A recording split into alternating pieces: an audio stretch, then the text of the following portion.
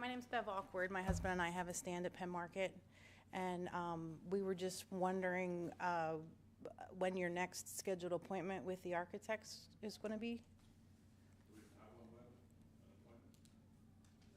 They have the contract.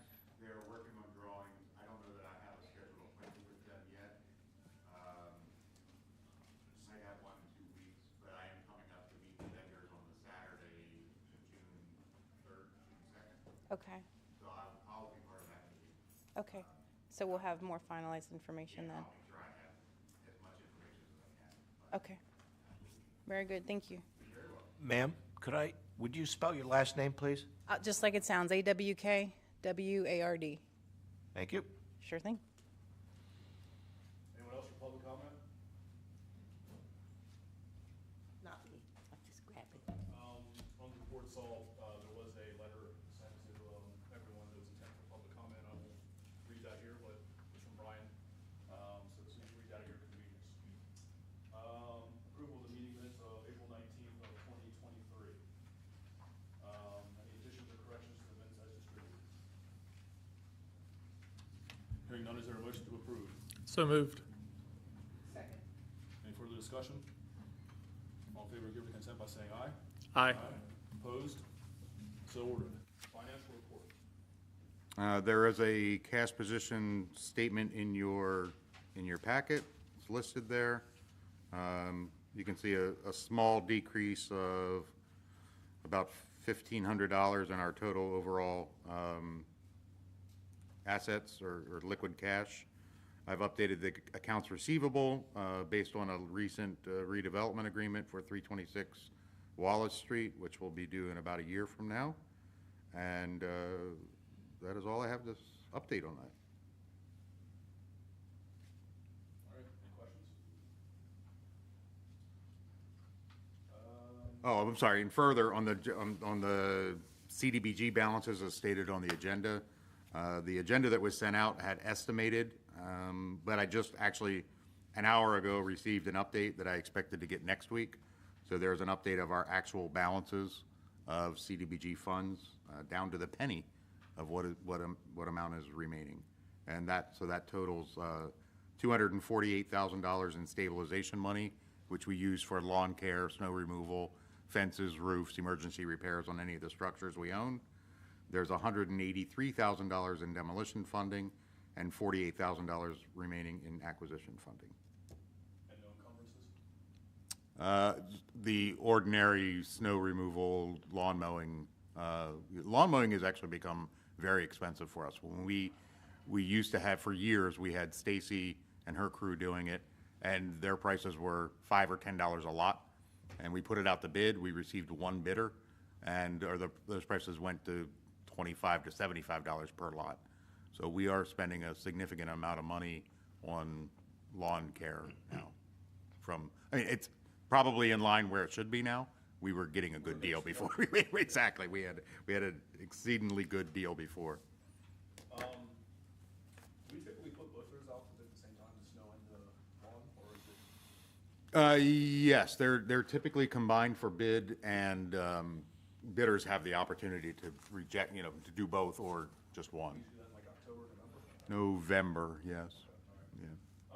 And maybe you mentioned this, but the difference in the general fund balance and our current cash available, I guess that 29 to 31 LLP line item? Yes, that is, the 2931 LLP was a property that the RDA purchased on Market Street years ago, and they never cashed the check. So it is still an outstanding payable amount that we have never resolved yet. Any other questions? All right. Statewide. Got some pretty pictures up here for us. Yes. So I have updates on both Graybill and Northwest Triangle. Which would you like first? You choose. All right, I'll go with Graybill because I think that's easier. As you know, we received our zoning variance for the attainable housing over there on Broad Street. We needed to meet with the DEP to get feedback on whether or not our proposed plan to get final approval to put residential on that site would be acceptable based on what our consultants thought would be the path of least resistance. We had that meeting 2 Fridays ago. It went very favorably, so we have finalized a proposal with our environmental consultants, and we're in the process of executing that, and we will be, they might have already started submitting stuff, but we know what we have to do with testing and submittals with DEP. This should be relatively straightforward with paperwork, and, you know, God willing, maybe we'll get our blessing in about 6 months, and then we can submit for, you know, typical land development and entitlement process through the city. So, with that being said, I'll probably start talking with Blanda about what we want to do with our option agreement there, and whether we want to just go right to a redevelopment agreement and proceed, because I think at this point, you know, we know what we need to do to, you know, bring that project through. It's just going to be a matter of executing and taking the time. So we think that was good news. Any questions on that update with Graybill? Or that's good enough. All right. Northwest Triangle, we received approval from Planning Commission last week. So we're on the agenda for final with City Council in that first meeting in May, and that makes us legal, huh? You did get it in May, or it will be in June? We got it from Planning Commission in May, and then the last step is ratification by City Council in June. Thank you. Yes. So we are well on our way with this project. You can see the renderings. I think this is probably the first time most of you have seen them. I don't know. We're proud of everything. We think this is going to be a good project. I expect to be back here at the next RDA meeting, executing the option and giving you guys a time frame to closing and taking down that first parcel, or maybe we'll take down the whole site, because I do think we're going to be. We did give the engineers permission to start designing the next phases and go through the actual engineering work to get phases 2, 3, and 4 done, as was submitted in our original proposal to you guys.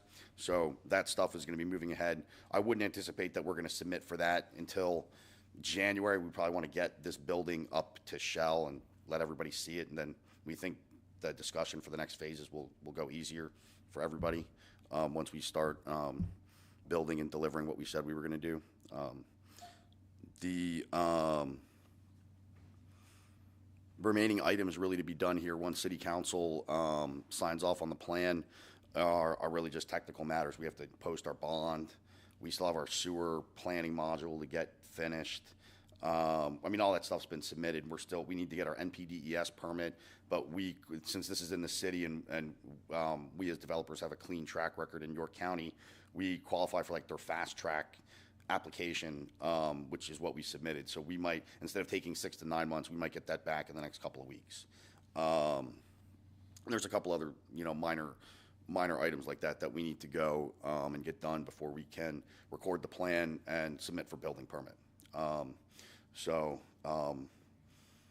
We're roughly on schedule. We've done everything we said we're going to do, and you know, I know I was really looking forward to going vertical in July. Probably looks like it'll probably be September or October, but we're going to go vertical.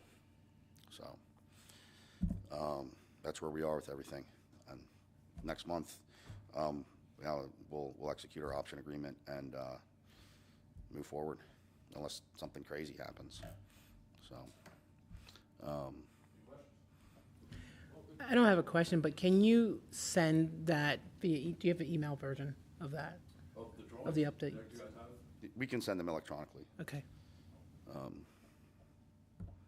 Sure. Ryan, anything to add? No, I think he covered it. We're just finalizing these plans so they can go to structural and MEP, and we're hoping to have it all to them by June 1st. So we should hopefully have all that back to us by the end of July. It gives us the whole month of August to review all the final construction construction documents, and then we'll have everything ready for permit. So everything you get here is still conceptual off of the schematic, but we should have the final by the end of the month. Yeah, we're going to CDs in about 2 weeks. Construction drawings. It's exciting to get to that phase, because it's like, finally, just gotta make sure everything fits together the right way, but yeah, it's, Yeah, we envision going out to the banks in July or August, and this will be pretty straightforward. We underwrote it at 7% interest, so it'll work. Good foresight there. It cost me twice the cash, though, so we'll get it back. Yeah, any other questions? All right, thanks for the update, looks great. Yeah, thank you. very good. All right, City of York Complete Communities Initiative.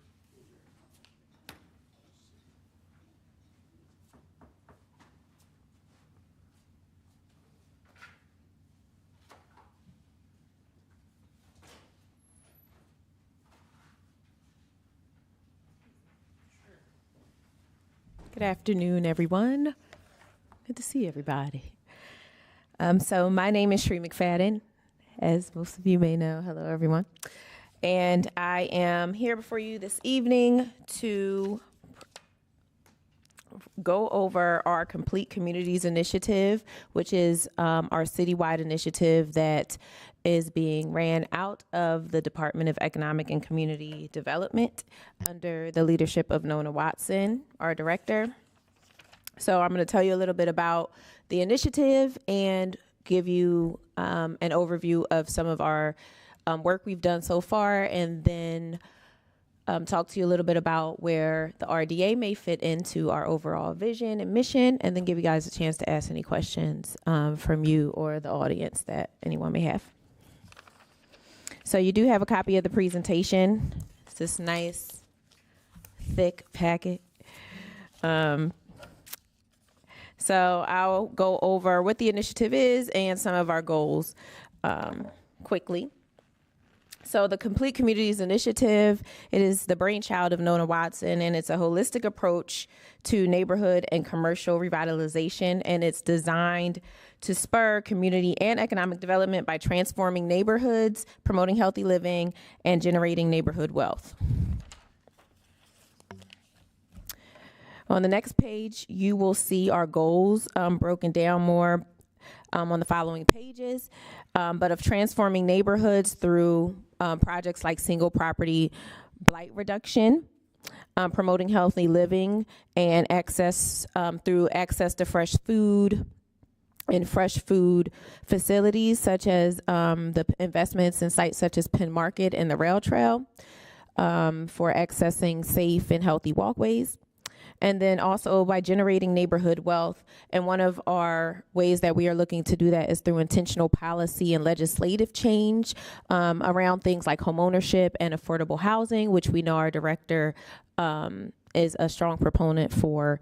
And so with projects like statewide and projects like the Northwest Triangle happening, these are things that'll help us kind of further these goals along. So on the next few pages, I'll let you take time to go through the goals in more detail at your convenience. The CCI components. I was just giving people time. It's fine. Oh, and for the public, I do have copies of this presentation if you are interested in your own copy. And if we kind of go through things a little more quickly today, you do have access to a copy of this. So our CCI components, and these are components, all of them are not outlined here, but we've identified about 20 different components that make up a complete communities for the sake of this initiative, and things that different neighborhoods with different fabrics and different personalities and makeups may need. So all of these components may not be as prevalent in each different neighborhood, but together, when you take resources and partners from each of these components, we work together to make sure that it's the most beneficial to the quality of life in the neighborhoods we're working in. So one of the components here that you'll see in your packet is real estate development, also advocacy and legislation. vacant, abandoned, and blighted properties, housing rehabilitation. And these are things that specifically I know the RDA, some of the areas that the RDA works in. So I wanted to help give you guys an opportunity to see how you would fit into the initiative and why it's important that entities such as the RDA understand what we're doing with the initiative and give you an opportunity to see how you could fit in. So on the next slide, please, the neighborhoods that you're fine, Linda, thank you. On the neighborhoods that we'll be focusing on for the Complete Communities Initiative, it does not make up the entire city. The initiative will be focused on 4 distinct neighborhoods within the city for its first pilot run. So that includes the Northeast community, which has the Association of the Northeast Neighborhood Association in it. The West End community, which is most commonly identified as the Salem Square community. The Hannah-Penn area, as well as our downtown, because we want to create inclusive and welcoming pathways between all of our neighborhoods in the city and down and through our downtown. So Shirley, you said like about the pilot. Are these all 4 running concurrently as a pilot, or Northeast? Nope, Northeast was the first pilot, so we wrapped our first phase of Northeast Neighborhood in September of last year, and we're continuing to work with them in development of their phase 2. So I'll get into that in our next slide, and I'll let you guys know the timeline and kind of how the timeline and the process works. So with the Northeast neighborhood, they were our pilot neighborhood. So the Northeast neighborhood is located for our geographical bounds for the initiative. We're identifying the Northeast neighborhood of the city as North George Street to North Sherman and Hamilton Street, where Keystone Kids Space and Central Family Restaurant are, down to Reineke Place, which is a small little street right behind the YWCA. So, and those bounds were identified based on, the amount of partners that we could partner within that area, the needs that were identified from already existing data that we had, and just the knowledge and insight from our own city government doing work in these particular areas. So how CCI works is we're taking our local government and we're meeting our community right where it is, where we realize we can be often reactive and wait for people to come to us, wait for people to tell us what their problems are. So with CCI, we're taking the services, resources, and tools that we have existing as city government, whether it be our staff that are out in the community working, our departments, our administration, or our boards, authorities, and commissions that help to, and council that help to make the decisions. So once we identify our pilot neighborhood, Northeast neighborhood, we decided to work with their existing neighborhood association, which was NENA, the Northeast Neighborhood Association. And working with NENA, we got a really in-depth insight as to what some of the core needs were for their particular footprint, and we're able to work with them to implement this pilot phase. So how it works is we go into the neighborhood, connect with, if they have an already existing neighborhood association, we connect with them. If not, we look at different stakeholders in the area, such as educators, faith-based organizations, nonprofits, developers or business owners, and residents. And then we say, hey, what does this neighborhood need? What is your feedback? What is your insight? We look again at already existing data and then determine how we best go into this neighborhood to figure out furthermore what it needs on a deeper level. So for NENA, we worked with their organization. We hosted a community engagement event after our partner kickoff. Some of you guys may have attended our partner kickoff last August. And after the partner kickoff, we hosted a community engagement event where we got to hear from residents, business owners, and other organizations in the area. And then we also had all of our city departments, or the majority of our city departments, represented at this event, so that residents and those in attendance could get one-on-one interactions with our departments, learn what they do, see the people behind the decisions that get made, and also get kind of face-to-face access to resources they may have needed in real time. So one of the ways that we connected beyond that was we did a walking tour of the neighborhood with a group of partners and residents and members from the Northeast Neighborhood Association, and we walked several blocks in the neighborhood between 4 and 6 when we had kind of the neighborhoods alive and everyone outside. So we also conducted 2 clean sweeps in the neighborhood, and that helped residents to figure out how they best could take care of their property, avoid property maintenance infractions, and figure out and learn what actual property maintenance infractions were. After that, we looked at what we learned from that first phase of events and engagement and said, so what are some of the core areas and core components that we want to focus on in phase 2? So that's the slide we have up. One of the core components we focused on was real estate development and vacant and blighted property reduction. So you can see in the top box, we worked with our city government departments, obviously Department of Economic and Community Development, but also one of our boards, authorities, and commissions, the Redevelopment Authority, with Blanda, the executive director. And some of the work that is being done and just maintaining kind of that steady stream of communication and getting updates on the different projects to understand where they go so that we can take that information back to the residents and the people in the communities that may be affected by different developments or different blight and vacant properties in their neighborhood. So looking at how we're doing the work is either alongside of a partner or alongside of other departments in the city. So we're working again with Blanda to stay on top of the redevelopment, such as the Graybill site, which is in the Northeast neighborhood. So thank you statewide for the update. And that's something that I know that having the residents and the organizations aware of these updates, I think helps provide them some more accountability so that they stay aware, accountability to the developers, and also just some education and knowledge for the residents. And that's just one of the components that we did. We also focused on partnering with some of our cultural and entertainment partners, such as the Strand, and worked to, like I said, do our clean sweeps, which we worked with our property maintenance inspectors to complete. Yeah. So these are some of our current community partners. Thanks, Mike. And we're on the slide. So these are some of our current community partners. It does not include all of our partners, but we wanted to give not only our external partners an opportunity to join and walk alongside of us as we work to transform these neighborhoods. And we wanted to give our internal departments, but also our boards, authorities, and our commissions an opportunity to work alongside of us as we do this work. So while Blanda works on RDA things every day, and we work on economic development every day in our regular functions, with Complete Communities, we're taking a microscope on specific areas and then looking at what these specific areas need, what partners we can engage, what things are kind of tailored to the fabric of their community.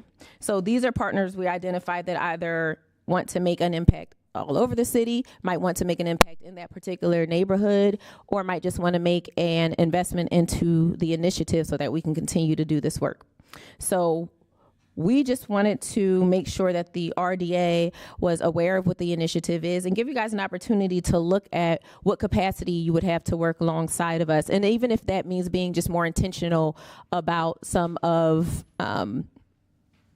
the things like broadcasting the meetings and increasing that transparency, the relationship building within the communities where a lot of development are taking place, offering residents and community members an opportunity to make an investment in the land and the parcels, within their neighborhood. So if it's working to figure out new programs and initiative based on the resources and capacity the authority and its staff have, that's what we want to use this initiative to kind of facilitate and disseminate into the neighborhoods. So again, you can see a lot of our current partners. We would love for you guys to join us either in your capacity further, because we know you're already involved through the work we've done with Blanda. But I wasn't sure if all the members were aware as in depth as to what the initiative is going to be doing and what our goal is. And or if you individually in your organization would like to partner as well, you know how to get in touch with me. My information can be made available to anybody here who would like to get in touch but does not have my info. And we invite you to join us as we transform our neighborhoods. Thank you. Yeah, certainly we are supportive of the initiative. We have had discussions about it and happy to participate in as great details we have. Oh, well, thank you. I appreciate it. Thank you, guys. Other questions? I'm sorry, does anyone else have any questions? I just, Let the mics open. I'm I have a quick question. How do you choose the next neighborhoods that you, on your list? So after, you mean after our first core ones that we did? Well, that's what we want to get back, the feedback we want to get back from our partners and the residents. We already have organizations and residents and businesses asking when you're coming into our neighborhoods. So I'm looking at our southwest, or I mean like kind of south central part of our city, the Penn, William Penn, Penn Park area. That flows kind of into Springdale and the college area, and then also our east end beyond the Hennepin, general Hennepin area. Great, thank you. Action items. Ratification of LOI acceptance. Do you want to tee this up, or do you want me to walk through it? Go ahead, I'll. I knew you were going to say that. So as you recall from our last month's meeting, Mike, Chairman Black, and I have been working on the funding and opportunities to purchase the West College Avenue campus, and have hit every roadblock possible with funding for the RDA. Obviously, banks are not excited about lending to a redevelopment authority who does not have a steady stream of income nor a ton of assets. We have started down the road of getting guarantors. We have approached philanthropic foundations and, of course, the city. And so the option left to secure the funding was one that we had discussed previously, is to enter into an agreement, a redevelopment agreement, with a developer who will redevelop the site. The RDA will hold title, will acquire it and hold title using their money. So they will be doing essentially a typical, non-typical redevelopment deal with the RDA, and fronting all of the money to purchase the campus on our behalf. So we'll hold title, which provides them with tax relief, property tax relief while they do their first development, and also environmental liability. More importantly, because the RDA has already been pre-approved for an industrial sites reuse program grant, we can continue to do phase 3 environmental studies and any remediation that may be necessary, even though we feel that to be very, very small. Obviously, that's something that a private developer is not going to want to take on. So Mike and I have met with them several times. It is Knight Street Capital, based out of Rhode Island, and CAM Construction, based out of Baltimore. Both of them, our due diligence on both companies, independent and together, working together, has just been great feedback. That they, more importantly, I think they've been reaching out to us to find out what is the most appropriate thing to build there. Their letter of intent to us almost matched exactly what our concept ideas for development were for that site. The other benefit is that if we help them, or as we help them find tenants or opportunities for development, they will include the RDA in a commission of sorts, so that we get some funding back for helping them find development opportunities for the site. So it's a win-win. Of all the options and discussions that we've had, this is the one with the smallest amount of risk, and we avoid interest costs, we avoid a loan, and we avoid utilities and carrying costs. So this really is the kind of a best case scenario. So we did execute a letter of intent. We actually have a call scheduled with them tomorrow at 4 o'clock to discuss some details of the purchase and sale agreement or redevelopment agreement, and trying to move things forward with the project. Our goal is to have an August 15th settlement, that they would provide us the funding by August 15th that we could provide to the corporate owner to take down the property. So yeah, I would just add, obviously gaining control of this and being able to be taken to market would have been ideal. For the reasons Blanda mentioned, it just wasn't practical. We turned over every stone possible. It certainly wasn't for a lack of effort, I can assure you of that. And in the end, we have a developer that is, they play the partner with us, and they're not just coming in to, build a dense residential neighborhood kind of thing. They're gonna listen to what we say, what we tell them the neighborhood is saying. Very reputable developer. We've seen some of the projects they've done, mixed-use projects. If we can get anything like they've done in the past out of the site, certainly be a win. And we're not walking away empty-handed. The way it's structured right now, we would get some of the lots north of College Avenue, where there was housing that was torn down, where we could do our own, say, affordable housing project kind of thing. So we will come out of this still with some assets, I guess, for lack of a better term, Yeah. with which we can contribute to the neighborhood. But looking forward to a collaborative event with the developer.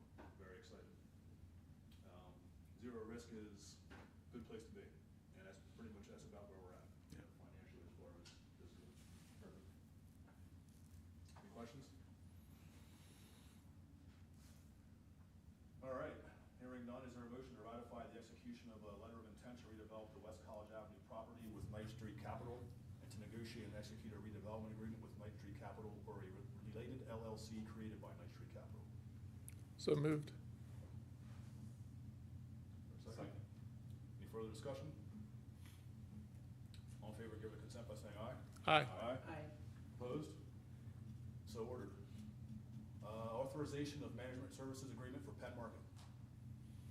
As you are all aware, Brian Krieger, who is the manager of Market, terminated his contract with the Redevelopment Authority to be the market manager. Last RDA meeting, he gave notice. His termination is the end of May. Mike Black and I, ironically, already had a meeting scheduled with Brittany Walker. We had a wonderful meeting with Brittany, who's been engaged in our community for several years and has a wonderful background. And we asked her if she would be willing to step up and be the market manager, and she has agreed to do such. So we are developing a very similar form to the existing contract that Brian Krieger had, with a few tweaks. Brittany and I have been emailing back and forth for the past week or so. She's been engaged with Brian, learning the transition process of what happens up there, and I'm really excited to bring her on board. So Brittany's here. If everybody doesn't know her.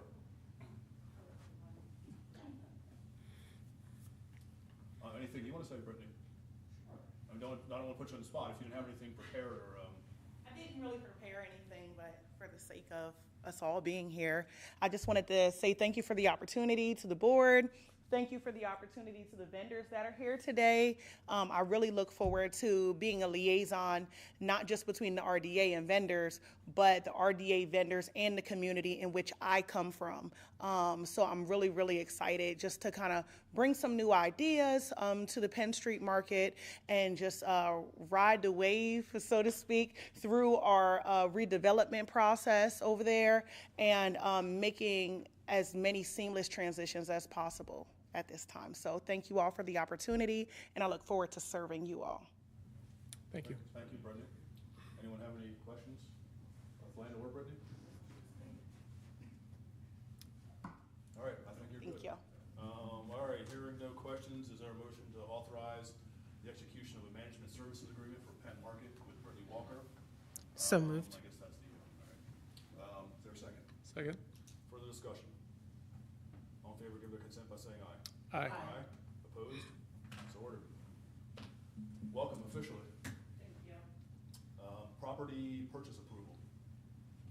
If you recall, there were 16 or so properties in the northeast neighborhood that we've been tracking that were once owned by the RDA, acquired by the RDA, transferred to actually to Think Loud Properties, and they had failed to execute and develop on the redevelopment of those properties.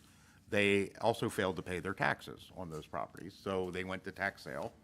And we have been following the properties. We, of course, have a reverter clause in the deeds that if they fail to execute or fail to redevelop them by a certain time, we could sue them and get them back. We weighed out the options and looked at everything. The unpaid taxes on each of the properties were well over $2,000 apiece. The cost to litigate and take them to court was going to be well over $10,000 or $15,000 to fight them. So we paid attention to what was happening. They did go to tax sale. The Land Bank Authority in York County is a fabulous tool. Not only do they fund demolition, but they also have the ability to play what we call a trump card. But they can approach the tax sale and negotiate a purchase price prior to the auction, where it goes out to the public auction. So they were able to do that on 5 of these properties. One of these is a house that is in much need of repair. Ironically, all in the Northeast neighborhood, as Cherie referenced. These have been complaints from the neighbors. What's happening with these lots? Why are they falling apart? Why are they in such bad shape? So we were able to work a deal with the taxing authority and the land bank authority to purchase all of these 5 properties for the values listed there. So we're really excited about it. So are you saying just one is a structure? Yeah, the 246 Chestnut is a structure. The other ones are vacant lots. And we have ideas to work with Crystal's Place and the Northeast Neighborhood Association. They want to create some picnic pavilions and potentially playgrounds. And there's an opportunity on some of these that could actually be redeveloped into housing sites. It was a weird situation where for some reason the RDA owned, there's 3 lots in a row that are vacant on, I believe, the Walnut Street lots. 3 in a row that are vacant. The RDA owns the both end ones, and Think Loud owns the middle one.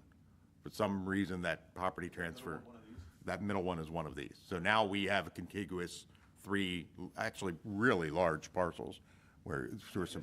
And 310 and 312, I guess, are also adjacent, or are they not?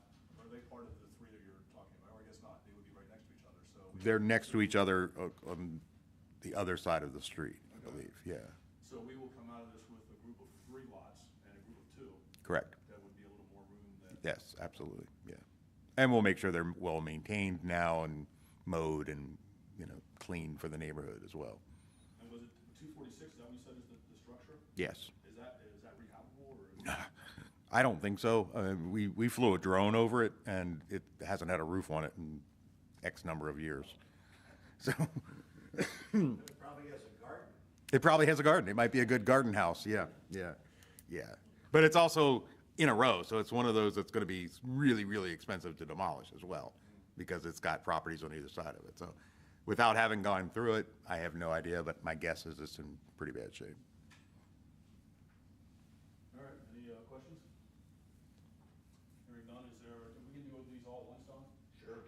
Is there a motion to approve the purchase of 5 properties from the York County Land Bank Authority as listed below? 246 Chestnut Street, 215, 236, 310, and 312 East Walnut Street. So moved. Second. Any further discussion? All in favor, give their consent by saying aye. Aye. Opposed? So ordered. Staff report. I really have nothing further, other than just a comment. The City of York is now streaming all of its boards and authority meetings as well. They're on YouTube. Somehow we drew the short straw and we're the first ones, or we're the best ones. But that's what it is. We're the best ones. So I apologize for anyone who's watching this. I might not have had the cameras turned on at the beginning. But we will get better with time, and these will be available then that people can go back and watch. Or if somebody wanted to attend a meeting, couldn't attend, they can come and see what's actually happening. And it's, as Cherie mentioned, it's the City of York's goal for more transparency and more ability for people to see what's happening. So it's We'll be able to see the views and all that? How many we have? yeah, and comments. Yeah, and likes. Yeah, that's right. So if you're watching out there, make sure you like this video. And that's all that I have.